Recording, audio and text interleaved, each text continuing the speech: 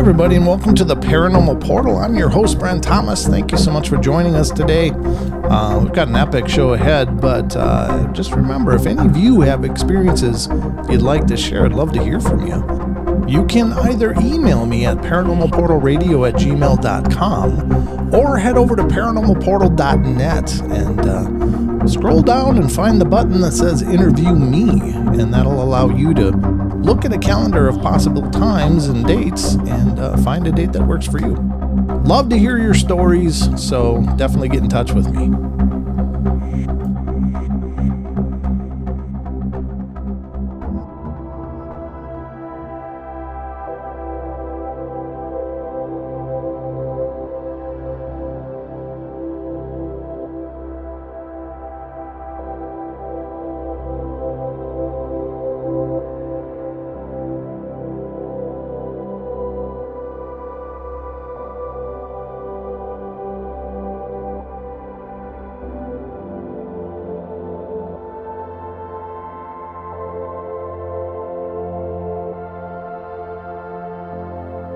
Hey everybody, and welcome to the Paranormal Portal podcast. I'm your host, Brent Thomas, and we are diving into another fantastic episode here. A special thank you to all of you out there who continue to support the show, continue to send me messages and emails, and continue to recommend the shows to other people. I don't advertise this show, and so all of my growth is largely thanks to all of you out there who are doing it for me. So thanks again, and I really, really appreciate your support. I got a fantastic show lined up for you guys today. We are joined by Celina Garrett Dunn, who is here, and she's going to share some stories about Bigfoot encounter, about seeing UFO, and a bunch of other strangeness. So we're going to dive into all of this. Now, you can find her also on YouTube. She has a YouTube channel, and you can find that by going to youtube.com and looking for the @ symbol and then Southern Belle Bigfoot 6028. So let's dive into this, folks. I hope you're ready. We're going in. Hey, Celina, welcome to the show. Thanks for coming on. Thank you, Brent, for having me. I appreciate you. Oh, I appreciate you as well. You and I have been talking at length now for a while, and I usually kind of start this way, and I don't can interviews. I just love having discussions, but I always love to hear how somebody started this journey into the weird and wonderful world of the unknown. So where did it start for you, Celina? Well, this is a silly story, but I'm going to tell it anyway. Sure. My grandmother used to watch us when we were younger, and she would watch scary movies. And I thought, it's so strange that my grandmother watches scary movies the way she does. Like, grandmothers usually watch old shows, which was one of my favorites, Murder, She Wrote or something. Right. But anyways, I just love that show. But anyway, so I thought, it's strange to me that my grandmother watches scary shows and she brings us in there and tries to scare us, like right in the middle of a scary movie or something. Uh-oh. And I just thought, she is so cool. I just always thought that was so cool. I was so close to her because of that reason, that she just brought us in and treated us, like we were one of her. And anyways, then I had a grandmother on the other side. I loved her, but I wasn't quite as close to her because she just had no sense of humor, Right. sense of humor, and didn't cut up with me. So I spent a lot of time with my sweet little grandmother that wanted to pick at me and scare me all the time. But anyway, so it got me to watching a lot of scary stuff, stories and shows and movies, and I just love movies. Well, as far as believing in stuff that really happened, I just thought all that was Hollywood. You know what I mean? I thought that's just something that would happen on TV. And I am a beloved owner of a wonderful, I got 3 puppies, 2 Maltese, and then I have Ginger. There she is right behind me. She is a rescue, and she's not even a 1.5-year-old yet. Very, very intelligent. But I had a knee replacement, and I was trying to potty train her. So this is how the first story starts. For somebody that went from not believing in none of this, thinking it all come off TV, to starting happening to me was a very big shock. So when I got Ginger, I rescued her. They were fixing to put her in a kill shelter, and I had just had a knee replacement. So one night, it was three something in the morning. It's on my video, by the way. I have a video. A little after 3 in the morning, I'm watching TV because I was up, and Ginger goes to sniffing, and I said, let's get you to the backyard. So I had a fenced-in yard that sits right up against Gadsden State College. We share their parking lot ends at my fence, and my backyard, ended at their fence. So we kind of shared a backyard. And I was just going to open the door and let her out, and it was 9 degrees outside. And I'll never forget, I was thinking, Gadsden never gets down that low. But I was just going to let her out and come back in the house and then go back a couple minutes later and get her. That ain't what happened. I was in my sleep shirt, folks. I know I didn't have on house coat, house shoes, or nothing. I just opened that back door. I let her step outside. And when I did, I was fixing to shut the door back, and something was up in the sky, well above the fence, but still sitting low. And I thought, what in the world is that? It almost was the color of fire. But as you get older, the age I am, you always have to go get glasses or get my phone and zoom in so I can see real good. So I ran and got my phone fast as I could and come back. And I was just a shaking because, like I said, it was 9 degrees. And I zoomed into that thing, and it was not a fire in the sky like I thought it was. This thing was a pink mass. It was so large. MUFON actually asked me. I've been contacted by MUFON and the BFRO, and MUFON asked me how big it was, and I said it wasn't as long as a regular yellow school bus, but it was as long as a shorter yellow school bus. That's the only way I could describe the size. Sure. And I said this thing was a pink mass, and I said the outside of the circle was formed and would not budge, but something on the inside of this circle kept busting. It was trying so hard to bust through the outside of this circle. And that's the only way I can describe it.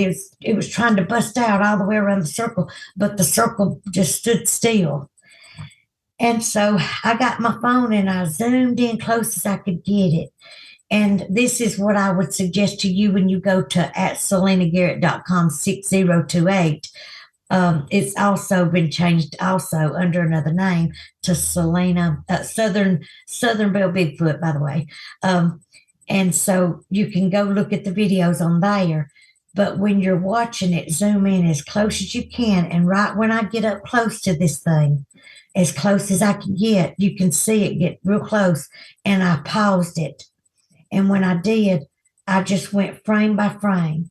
This thing changed into so many forms. I couldn't count them. I couldn't count them all. I mean, it was crazy. They just started changing what looked like a hand inside this thing. It went from looking like a hand to a machine, a white and brown form, a brown form, a white form, something with a yellow piece on it. I couldn't figure out what I was looking at. I thought, what in the world am I looking at? Well, y'all, it was Sunday morning when this happened at 3-something. And I went on to church with no sleep. And I got to my Sunday school class and I said, ladies, will y'all please tell me what you think this is? And they said, Lord, we don't know what that is, Celina. We ain't never seen nothing like that. And so, because I've looked at meteor showers and all that stuff, and this is nothing like that. I'm telling you now, when you go look at it and you do what I tell you, pause it when it comes as close as I can get it, and then do frame by frame. This thing changes into some of the most amazing shapes. And I thought, what in the world am I looking at? And of course, nobody could tell me what they thought it was. They were confused as I was. Well, that was January of 2024 at 3-something in the morning. Well, I just, let that die down. Just totally forgot about that. Still trying to build up my left knee, trying to get some exercise and build up my new left knee. And all of a sudden, I get a job doing some serves. Okay, hold on just a second, if you would, please. Okay. How did that end when you're observing this anomaly in the sky? What did it just stay there until you quit looking? It lasted, if I'm not mistaken, you'll have to look at the video. Sure. If I'm not mistaken, 1 minute 39 seconds, I believe. Okay. And then it was so cold outside, Brent. Let me tell you the strange thing about this. Sure. And when I'm telling these things, y'all got to remember, when you have a law enforcement background, you document everything, no matter how small, because it turns into something large if you don't document it. You know what I'm saying? Sure. Yeah. So me having a law enforcement background, it makes me be extra careful and extra observant. So this threw me for a loop, but at the same time, I tried to just put it out of my mind. But I called MUFON and said, look, something has appeared over my backyard, and y'all need to come and look. Well, a man by the name of John Price reached out. I suppose he's a member of MUFON. He said he was. And he said, we're going to get you an answer. I'll have you an answer in about a week. And so a couple months went by. And that's what I got so tickled at. A couple of months went by and still nothing. Okay. And so here we are, January 2025, and I still haven't heard from MUFON. But anyways, I thought, me having the knee replacement, I had to take and do something that wasn't quite as risky. Well, sometimes I forget serving court documents can be risky. Okay, just a sec, though. I still want to go back to that sighting, because how did it end? Was it just you quit watching and then went inside, or did you see it what go? I mean? I'm so glad you're doing this, Brent. Thank you for reminding me. Sure. What I meant to tell you a while ago was it was 9 degrees, I told you. Yep. And I was so cold. Okay. So I went, excuse me, I brought Ginger in the house, went in the house, closed my door, closed my back door. Okay. And I said, I can't see it. Okay. And I thought, let me go to the kitchen window. I can't see it. Let me go because you could see in my backyard from all of my windows, because they were all on the back of the house. Okay. So I went to my bedroom, could not see it through the window. I thought, Lord of mercy, I wonder if any other neighbors were awake. So I go to the back door and open the back door, and it's still there. It is. Okay. Why could I not see it through my glass windows in my back door, through my bedroom or kitchen window, through my den door? And yet they're all right there facing this UAP, because I don't know what it is, you know? Sure. So why did it take me opening the door to be able to see it again? But it stayed there 1 minute and 39 seconds. And it showed up on camera. So it's like it wasn't only personally visual, as if you were maybe receiving or seeing with a pineal gland or something like that, but it was capturable on your device. But once you were looking through glass, it wasn't visible anymore. That's very interesting. See, that sounds crazy. But anyways, right. I know how silly this sounds. No, not at all. I think it's fascinating because I wanted to just, I kept studying it. I kept just going frame by frame. And when I did, it blew me away even more, because I thought, what is it doing? Well, it went from just this mass, looked like something was trying to punch out each side of it, but it couldn't. Right. It was almost, I used an example of a balloon blowed up. Mm-hmm. And if you've saved the air in that balloon, but somehow got your finger up in the balloon and tried to break through sides of the balloon. Do you know what I mean? Yes. Yep. It was a strange thing. Right. And then when I got it to zoom and got my camera on it, totally different. This thing looked like a pink mass that something was trying to bust out of a formed, it wouldn't be touched, like the outside, nothing can break through it. Right. And I thought, this is crazy. So, like I said, I went to church and I showed them, and then I thought, people's thinking I'm crazy. So I put that out of my mind, Sure. but still had this knee replacement, still was trying to work this soreness out. Nobody tells you how long it takes to work the soreness out of a new knee. Anyways, but I thought I've got to earn some money, got to have a paycheck. Didn't want to sit in an office setting long because that would be boring to me. My mind Sure.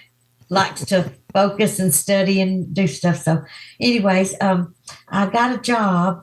They run my background check and everything and called me and offered me the job at ABC Legal as a process server. And I was just thinking, oh, you're going to get to take drives and it's going to be nice because I love scenery. I am a scenery fanatic. Okay. And I thought, I'm going to get to take real pretty drives and just go knock on doors and hand people papers.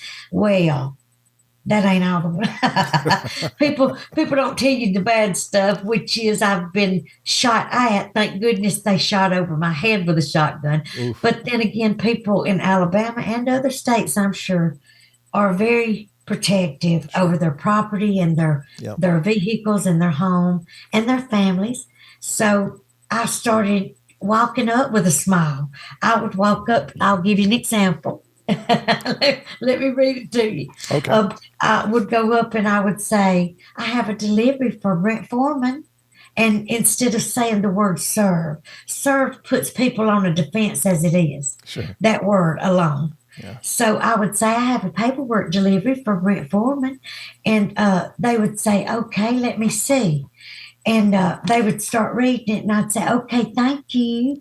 And can I have your name? And okay, thank you, And I would get back to my phone and fill out the information.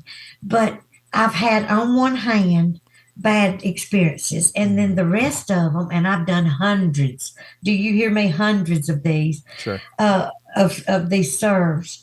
And only on one hand have I had people be ugly or I think it may be because I'm trying to approach them with all the respect in the world just to make a paperwork delivery. Sure. So, y'all, it's not the server's fault, okay?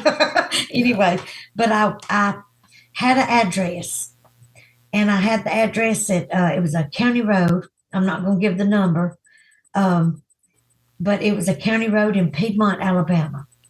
And y'all, all down this road, it was so pretty. I mean, just all kind of forestry. It was an old bridge. And I remember stopping on the bridge. And I looked because I've never seen a bridge without running water in it. And I thought, oh, this is such a beautiful bridge and all this wooded areas. And, there wasn't but two houses on the road. And the person I was serving's house was right here. And their parents' house was right here. So they basically shared a piece of property. Okay. Well, there's such a thing called a subserve. If the person that you're trying to serve is never home, you can serve the person that lives with them. And since they lived on the same piece of property, I could go and try to serve the parents. So anyways, that's where we are.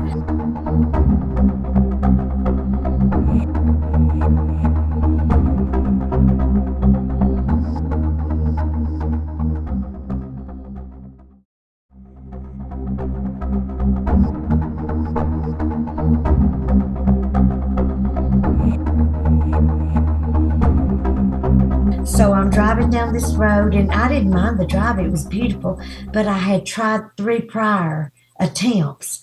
I tried 3 o'clock one day, 12 o'clock one day, and 5 o'clock one day. So I thought, okay, this leaves me with just showing up real late, which is not a safe idea for me. Or either it shows me maybe using the judgment of going early one morning and maybe trying to catch them before they leave for work. Mm-hmm. And then maybe I can get the papers to them. And so that's what I did. I left my house at 6:30 a.m. I drove and I arrived about a little before 7:15. I do remember that. It was when there was fog, but yet the fog was fixing to totally disappear. And then the sun was fixing to pop out. It was already light. It just had some fog and the sun was almost out. And so I pulled in their driveway with my flashers on. I parked at the end of the driveway and I said, okay, there's a big black dog up there laying near that house, and that dog is hip high. It comes to my hip, and I cannot limp around and try to outrun that dog. Yeah. So I said, okay, this is what I'm going to do. And I waited a few seconds just to make sure they wasn't going to come on out while I was at the end of the driveway. And like I said, I kept my flashers on, and I drove on up close to the house, which was connected to the carport. They had a beautiful new Harley and a beautiful new Bronco and the most beautiful green grass in their backyard. And I called it a green meadow. And so I said it was just like this pretty green meadow. Anyways, and so the dog's still laying there, and I'm sitting in my car with my doors locked. And I kept my eye on that house, first of all, to see if they were waking up, cutting on lamps, maybe getting up, fixing their coffee, something like that. Peeking out their blinds to see what they hear outside, which was my vehicle running. And then I thought I'll just keep looking at that house, keep my eye on it, make sure nobody's coming out with a shotgun. Anyways, and I glanced up forward at that beautiful green grass. And I said, Lord of mercy, that's just beautiful. They've got a beautiful place out here. The only two houses on it had to be 5 or 6 mile road. Wow. And I just thought how beautiful and secluded. Anyways, I glanced back up at that house. And when I did, I turned back towards the vehicles and the carport and that green grass. And then all of a sudden, this big, huge thing was standing there. It was black, large and black, and large don't cover it. And it was something that only a producer for Hollywood could make so big. Their upbringing, this thing was so big.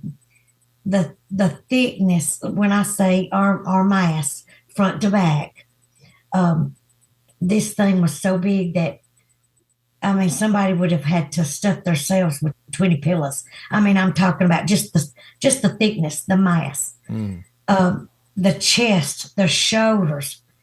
The shoulders, when my Ginger, I cut up and say this on my other interview, Ginger is about 3 foot high when she stands on her hind legs.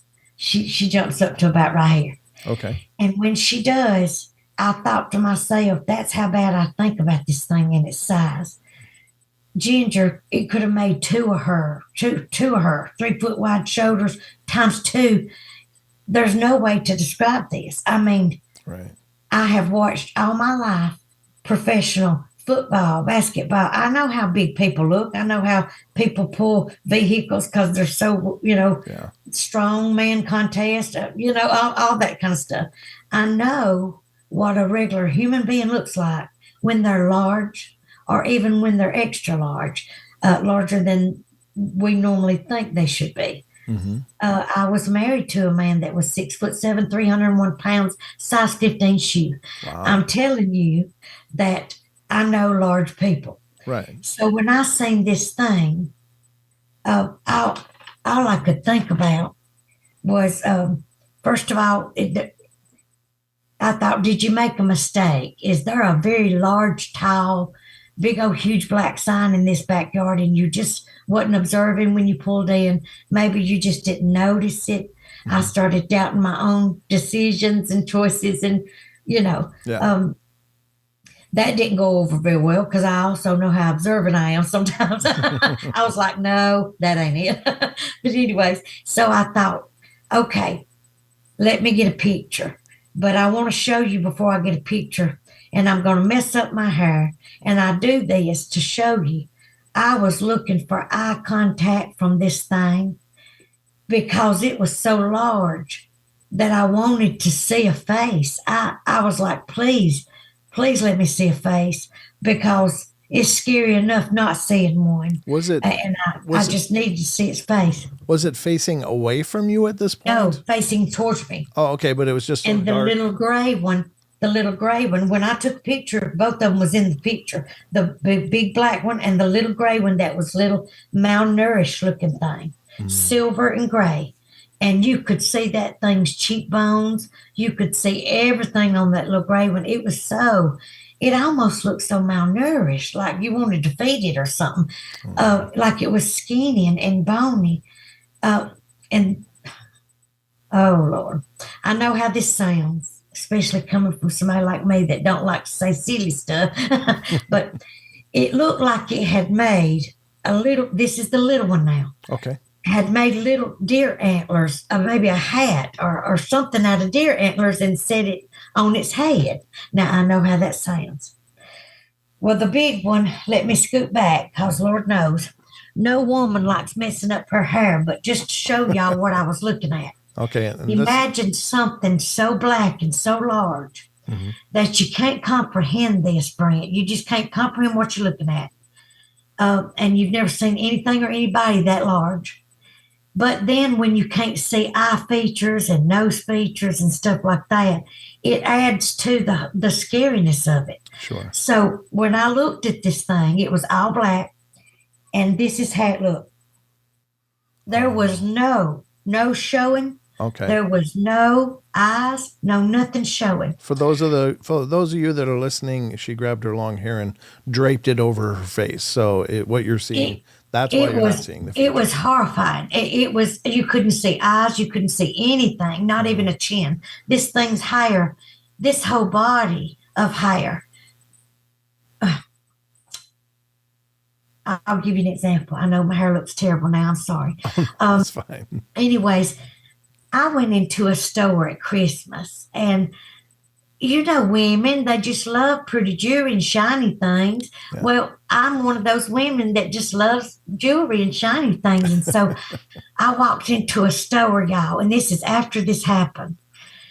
And when I walked into the store, they had behind their desk a very large black and grayish colored safe. This safe went up it was over half the wall. Mm-hmm. It was one of those large, stand-up, tall, dark shades. And I promise you, as soon as I walked in to see all these beautiful cases of jewelry, I didn't look at the jewelry. Something black, that's how it plays with your head. Sure. Something black I caught out of the corner of my eye, and I looked, and it was that big black safe.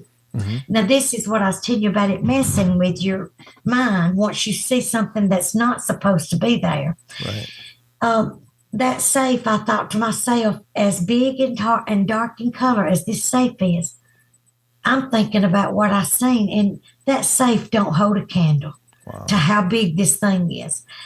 And so, anyways, what happened was, that was just to tell you how big it was and how your mind does never leave when you see something large and black. Can you? It'll never leave my mind. Can you give us an estimate of the height? Like, what kind of height would you estimate? I would say, like I said, I was married to a man that was 6'7". Right. And I would say that he dwarfed at this thing.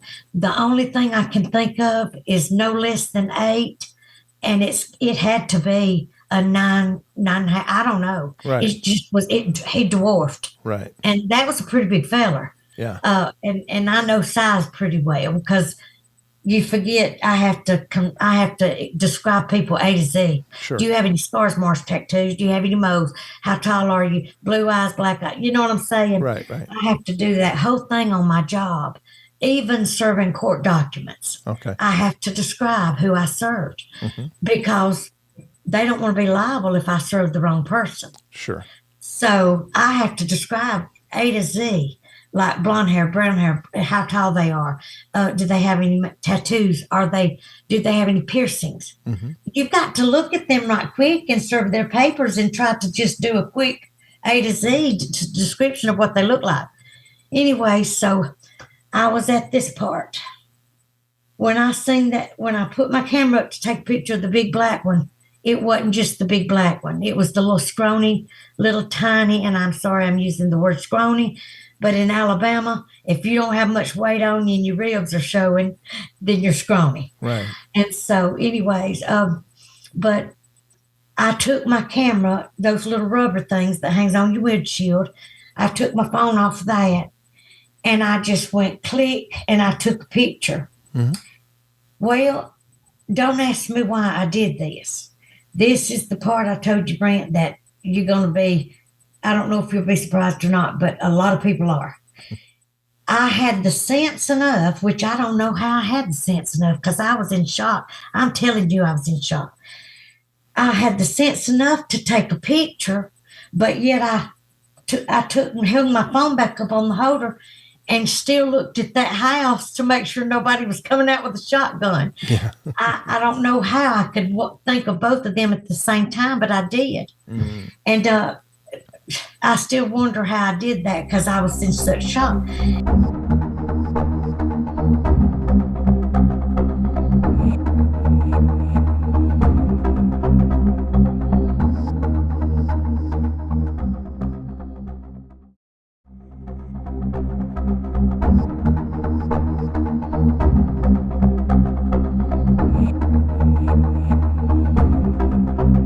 And this is why I was in shock.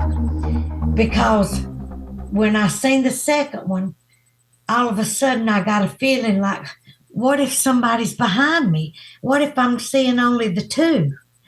Well, I took it off the thing again, off the phone holder, out of the windshield. I took my phone and I went left shoulder to right.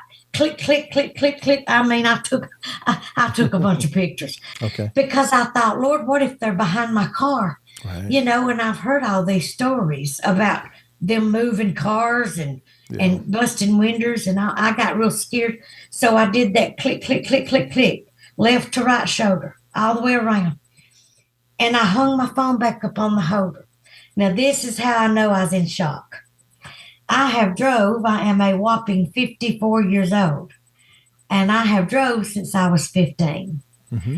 And so when I tell you this, it even shocks me telling it. It's crazy. But I got to put my car in reverse and was thinking I was going to break my gear shift. You know, the ball that you give shift your gears. Oh, right. I thought I was scared to do it hard. I was scared to touch it. I was scared to put it in reverse. I couldn't even put my own car in reverse, and I've drove for this many years. Wow. Now, that's why I'm telling you, I think I was in shock in the first place. Yeah. But then come time to put it in reverse, in my mind, I said, hurry, Celina, hurry, in my mind. Now I'm saying this to myself, hurry, Celina, hurry, back out, get out of here. But yet I was like a slow, I don't know how to describe it. I was so slow backing my car up. I don't know why. I have no idea. And in my mind, I'm saying, hurry, hurry. But my body was doing opposite of what my mind was telling me to do. Right. That's why I know I was in shock. Yeah. But anyway, so then I took and I very slowly, drove me crazy so slow, very slowly backed up. Well, here is where the dirt ends and the asphalt begins, because their driveway ends right here with dirt. Okay. And then asphalt begins, and it begins the regular road. Because remember, we're at a dead-end road with only two houses. Mm-hmm. As soon as I crossed over that dirt, Brent, something happened. Adrenaline, still in shock, I don't know. My foot hit that gas, and I mean, I went so fast that I caught myself making noises out loud. I had held my breath, I guess, because I went, I mean, I literally sounded like a patient struggling with oxygen. I mean, it was a sight. Wow. And I thought, oh, my Lord. So I heard myself, and it brought it to my attention. I said, I just made a noise out loud. I've been holding my breath this whole time. Yeah. Anyways, so I got to the end of the road. There's a stop sign. And, of course, like I said, I didn't have time to take a look at the pictures or nothing. My phone was still hanging on my holder on the windshield. I got to the stop sign. I looked to the right, and I looked to the left, and there was a humongous X formation right there at that stop sign. Okay. I said, how in the world have I been here 4 times? This made the 4th time. And try to attempt these papers. Been on this road to and from 4 times and never seen that X formation at that stop sign. Right. because I know I always stop at stop signs. I mean, I'm a stickler for rules. So what do? Stop and look both ways. Why did I not see that stop sign all 4 days? Well, what does Celina do? It snaps back to me. Okay, you got one more stop sign. As you take a left, you got to take a right. You'll get back on 278 highway. You won't need your GPS anymore. You can get home and look at what you've caught. Yeah. That's what was going through my mind. I mean, I was coming back to myself, Yep. Anyways, and I thought, Lord of mercy, somebody somewhere, I'm showing these pictures. So I called my friends. I sent them my pictures. And they're going, Lord, Celina, what in the world? Anyways, I made up my mind. I said, okay, I've been here 4 times and I'm going back a 5th. And I mean, I am hard-headed when something enters my mind that I don't understand. So on the 5th time, the 5th day, I got back in my car. And I was nervous. Now, don't get me wrong. I wasn't in shock driving over there, but I was nervous. Yeah. I wanted to make sure there was no big black signs, no gray signs. I wanted to see if I could talk to the owner and maybe go ahead and give her the papers.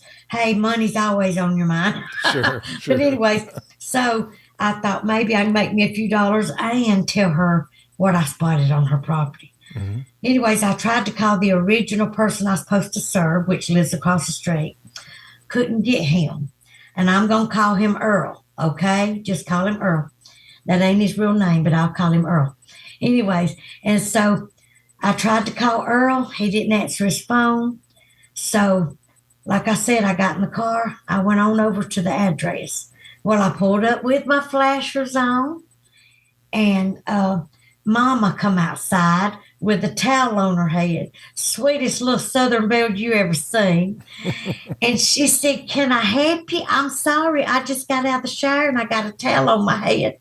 And I just got so tickled at how sweet she was. And that'll go to show you. Here I was worried about somebody mean enough to come out of the house with a shotgun. And she ended up being as precious as they come. Aww. But anyways, and I said, ma'am, I said, I was here yesterday and a few days before that. I said, today makes day 5. And I said, I have been here for several days trying to bring you some court documents for your boy. And I said, he's not home. I said, but while I was here, I caught something on your property that I just quite don't understand. And I was wondering if I could show you the pictures. And I'll show you. She took my phone. Well, first she said, wait, let me run to, this is what she said. Before I gave her my phone, she said, hold on a minute. Let me run in the house and get my glasses. I can't see. She ran in the house, got her glasses on, took her towel off her head and come back outside to the car. And she got my phone and I told her how to scroll to the left to look at the pictures. She just held that phone in her hand. And the sweetness, the smile, totally left her face. And she said, I just don't know what to tell you. I don't know what to say. I just don't know what to say. I don't know what to tell you. And there was no smile. And of course, I thought, Brent, I have either scared this woman and made her think that I was a slap crazy person, or either she may be thinking I'm trying to scope her property because they had brand new stuff, like cars and motorcycles. I didn't know what. Her face just went, no smile at all. And so I said, thank you. I gave her the documents and she accepted them for her boy. And I said, thank you so much for letting me explain this to you. And I'm sorry to bother you. And she said, okay. She turned back around. She went in the house and I went back home. Okay. Like I said, I tried to call the son. The son wasn't answering. Right. So a week later, this was a Saturday. And a week later, I got a phone call on a Saturday. And he said, Celina, it's Miss Celina is what he said. Miss Celina. He said, this is Earl. He said, I heard you served my mother some court documents and you caught some pictures of some things on her property. He said, why don't you do something for me? He said, I tell you what, you meet me Saturday. Now, this was a Saturday that we were on the phone. Okay. He said, you meet me next Saturday at 12 noon over here at the house. And he said, you show me what you got, and I'll show you what I got. Oh. Well, Brent, I'm telling you, if there was ever a funny, ugly ghetto face, I made it. I said, what you got? What do you mean what you got? I was like, what are you talking about? He said, let's just put it like this. He said, I got some things to show you too. Oh. I got over there at his house the following Saturday at 12 noon. And oh my Lord, Brent, this man, first of all, when I walked in, it was real cute. He was trying to protect, he had a little 11 or 12-year-old little girl. And when I walked in, he opened the door for me and told me to have a seat. And his little 11 or 12-year-old daughter said, he said, go on to your bedroom, honey. He called her by her name. He said, go on to your bedroom. We're going to do some talking, me and Miss Celina. And she said, is this about the Bigfoot? He was trying to protect her the whole time from talking about Bigfoot in front of her. And she knew already. I reckon she overheard it. I just thought that was so cute because she turned around with that sassy hair and said, is this about the Bigfoot?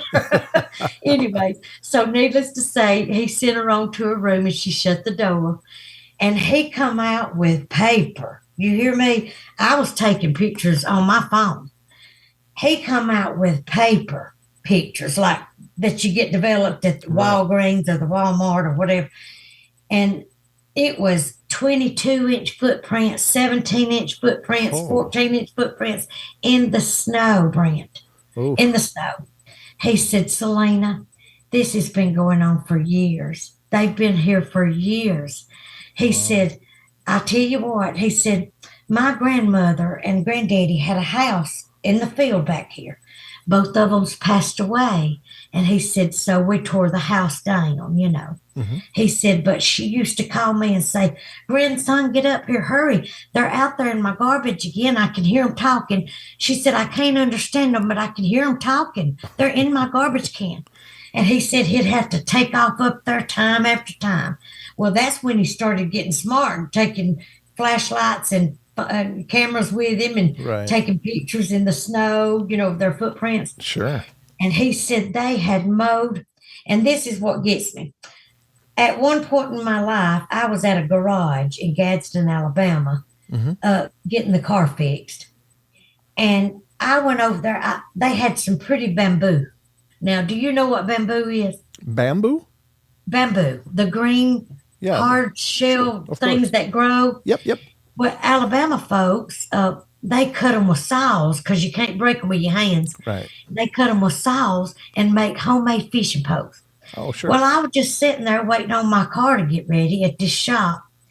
And all of a sudden, I just walked over there and thought, them's pretty. So I was just going to break me one of them off. There was a big patch growing. Lord, I couldn't even break the skinniest, most tiniest little bamboo. Yeah. Them things as hard as a rock. Mm-hmm. Well, anyways, these Bigfoots at their house that he showed me pictures, they had just stepped on them and just like grass. Oh. It was bent over like grass. Mm. These bamboo, big patches of bamboo, big old poles, just bent over like grass. These Bigfoots had stepped on them. Mm-hmm. And I thought, I couldn't even break the tiniest little one. It was crazy. Wow. Anyways, so we go back in the house for a minute, and I'm looking at these pictures, and I'm at his kitchen window because by this time I'm really studying all these photos he's showing me, you know. Yeah. I've studied mine, but even in mine, people keep saying, oh, you missed one, Celina. You didn't know this one's over here. Oh, yeah. So, they were surrounded me all the way around, but I'll get to that in a minute. Okay. Anyways, I standed at his kitchen window, and I said, Lord have mercy, Earl. I said, you talking about a lot of, that's some big foots right there. That's some big footprints. Anyways, and he said, yeah, he said, they're here, Celina, and they've been here for years. Mm. And he said, but it's nice to finally be able to tell somebody. Oh, And cool. I said, well, let me tell you, it's nice finally be able to tell somebody too. And so he said, do you mind doing me a favor? Come outside, show me where you seen them. And of course, I went across the road to his mama's and pointed them out. And there was nothing there. Oh. No black signs, no Bigfoots of any color. Nothing there but a beautiful green meadow. Wow. Anyway, so he wanted to know exactly where they were standing. And then he said, I need one more favor from you before you leave. And I said, okay. And he said, do you mind getting in your car and driving real slow? I'll get in my side by side and I'm going to follow you. And I want you to show me at the very end of this road where the X formation was when you stopped at the stop sign. Mm-hmm. And he said, just point it out in case I miss it, because he lives there and he ain't never seen it. So wow. he goes up and down that road all the time and he's never seen it. Mm. Well, I get in my car and I start out of the driveway now, keep in mind, over that dirt and onto that asphalt. And I'm going real slow, like slow as you can go. And I just glance over and he's over here pointing, saying, look, Celina, we just put out of the driveway and here's the X formation. And I said, that's not the one I see. And he said, but go on down, look right here. They were all up and down in those woods. Wow. But it was only on the one side. On the other side, there was nothing except for his mama's house and where I saw the Bigfoot. Mm-hmm. But on this side of the road, it was, y'all, I know it sounds redneckish, but it was ate up with broken, what do you call those broken tree bends? Tree breaks? Tree bends. Okay. And X formations. Oh. Okay. And it was so scary. But imagine finally having somebody say, hey, you was right. You wasn't crazy. That was wonderful to hear. Right. Now, had he ever seen them as well, or oh, yes. Okay. When he would run up there after them, he seen them running from the garbage. He said, Celina, he said, my mom and Papa, he said they all the time knew they were there, and so of course that's why Mama, think back, that's why Mama smiled when I showed her my phone. Went to, I don't know what to say about all this. Right. She didn't want to let me know and go into all that. Right. So that was her being protective. And you know what? I don't blame her a bit. No. She was protecting their property and all that, Yeah, that's incredible. And what an amazing opportunity to corroborate what you had seen at that one chance. Now, how far away would you say that the two Bigfoot were from you in your car? Okay, this is a good question. Actually, you're the second person that's ever asked me that. Okay. I said, I'm not good at distances. I wished I was. Sure. I know man says I shot 30 yards. Men, when they're hunting, they know feed and all that stuff. I said, I will tell you this. Mm-hmm. I was sitting right in front of the Harley and the Bronco at the shop, at the carport. Yep. And I said it was like running a 50-yard dash, because I do remember running a 50-yard dash. And for some reason, that's the length I remembered when I said that's how far it was from the carport with the vehicle and the motorcycle to where they stood up. Or appeared. I still don't know if they appeared or stood up or what, because by the time I looked away from that house to look back at that green meadow, they were there. Now, was the gray one right next to the big one when you actually? Right next to it. I'm talking right next to it. But we're talking, I wish everybody could see my hands. Sure. I'm talking about the distance between the small one and the height of the large one was crazy. Sure. Like a tree. I mean, it was like a tree standing near a branch. Yeah. Right. Now, the other question I have is, did you get the impression that the gray colored one was maybe an elderly version? I thought that. People asked me if maybe they were juvenile, and I don't think so. Okay. Because I've seen I've been doing a lot of studying since this happened. I've studied myself to pieces since this happened, trying to make sense of all this. Sure. And the only thing that I can come up with is the pictures that I have seen of juveniles. They look healthy. Yeah. Yeah. You know what I mean? Generally, they look do. really healthy to me. Yeah. They are filled with fur and some mass, even for a small one, little mass, even the little short ones. This was, y'all, it was almost as if, let me give you an example, and please forgive my language.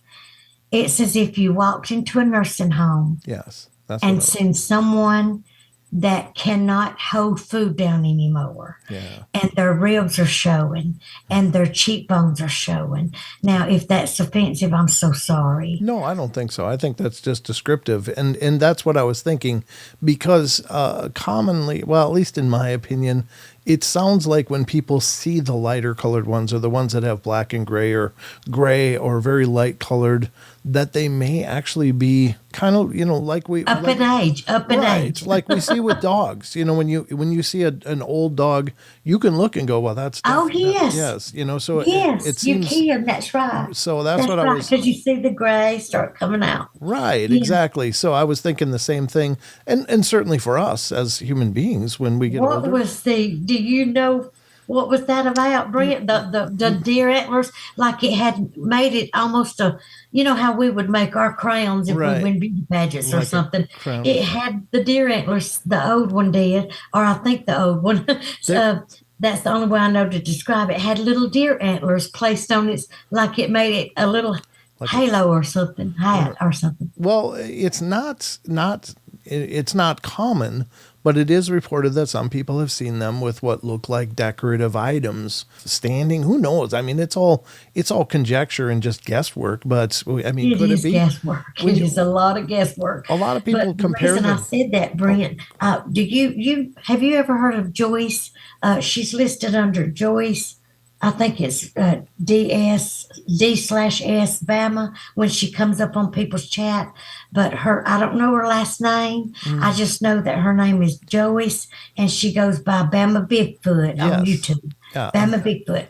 She said that there was one that had to be the alpha. She said it wore a Christmas ornament hanging right down above its forehead and on its cheek. Right. It wore a Christmas ornament, and she said it had to be the alpha because ever the Bigfoots that she got, like, paid attention to what that one did, like they followed or listened to it. Yeah, it is interesting that they both showed themselves to you, but then again, you were the anomaly. You were something that I thought they stepped out. They didn't come towards me. Now, keep in mind, they were so still. And so I thought to myself, well, the only thing I know is they wanted to let me know they was going to step out, let me know they were there to protect the property. Yes. They didn't know who I was. Right. They knew the owner's schedule, so they knew the owners wasn't there. Yep. So maybe they were just letting me know they were there to protect the family. Maybe it's like you say, maybe they're just saying, this is our turf. What are you doing here? Maybe. Or we're just letting you know we're not coming near you, but we do have our eyes on you. Yes. So they may not have known, or maybe they didn't come towards me because they know. Because, I've said many a times, and I was driving down the road, actually, before that thing even appeared in my sky. Sure. I remember driving down the road thinking, if there was ever a woman or a human being that would not hurt an animal, it's me. You know what I'm saying? Because I went from, now, I'm not kidding. This sounds terrible. I know it does. My mother said even as a little girl, I didn't want a cat or a dog or a bird or nothing near me. My mother said I was so strange about animals. She said you just didn't want them nowhere near you. You didn't want nothing to do with them. Well, at the age of 40, now keep in mind, up until the age of 40, I never had a cat, a dog, or nothing. At the age of 40, I seen a pregnant Boston Terrier. Oh, okay. Well, something happened to me. I don't know if it's because I lost a baby or if I can't have children or something, but something happened to me, Brent, and I went berserk. And ever since then, I hit a squirrel and had to pull over and cry. I'm not kidding. That's sweet, though. I went from not caring about animals to absolutely loving them. And maybe they knew that I wasn't going to hurt them. You know, maybe Sure. they knew I wouldn't hurt the animals that was there. Sure. You know, or something. I don't know. They just wanted me to know. That's what I feel, because they didn't approach me. Right. They just stood there very still, like, we want you to know we're here, but, you know, we're not coming towards you, but we want you. Well, when I got home and all the pictures come up, this is the kicker that I thought you might get a kick out of. This is what I told you I couldn't wait to tell you. At the very end was a picture, or let's see, I think 2 or 3 pictures of that old shed. Well, Earl had done told me when I showed him the pictures that shed hadn't been walked into in years, that it's, what do you call it, dilapidated. Yep. The roof is falling in, and people are scared of the roof caving in on them. He said, so we hadn't been in that shed in years. And there was just as plain as day, the clearest face at the bottom of the ladder, and then turned towards the right of the ladder is a face with a huge nose, and then way above those two is a man standing there with a big white cowboy hat on. Now, he looks at this picture, and I said, what is this? If you recognize the Bigfoots and you're telling me they're real and I'm not crazy, what is this in the shed? And he said, Celina, that looks like my pawpaw. Oh, wow. Which has done passed and gone. Well, Lord, what do you think I did, Brent? I said, Lord, I don't know nothing about all that. I don't know nothing about all that. I did send some pictures of them to my friend because I wanted her to tell me if I was crazy or not. Right. Yeah. Well, sure. Anyway, but it's just been a fascinating story all the way around. And I am so grateful that you invited me to come and do this. Thank you so much, Brent. Oh, it's absolutely my pleasure. I've really enjoyed talking to you. And yeah, if more comes up or if you have more experiences, please let me know. You're always welcome.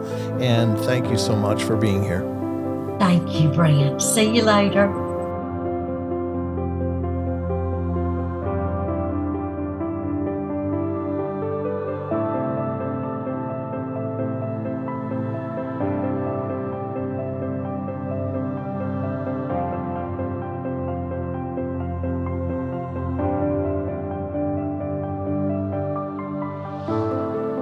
All right, everybody, that's going to wrap it up for us today. So hope you guys enjoyed the show, and thank you again so much for all your love and support. And remember, if you want to follow the Paranormal Portal, probably the easiest way is to head over to paranormalportal.net. And that's the homepage for the Paranormal Portal. And you'll find links to all of our different social media and sites and information about the shows, including our YouTube channel, which is youtube.com/paranormalportal. Or just look for Paranormal Portal on Google or whatever search engine, and you'll find links to our social media such as Facebook, Instagram, TikTok, and Twitter. So we're kind of all over the place, and we're spreading as well as we can. But anyway, thank you so much for the love and support. Y'all take care, and remember, we love y'all. Be good, be kind, be nice. Take care of each other, help each other out, find the magic in every day, and remember to laugh as much as you can. Until next time.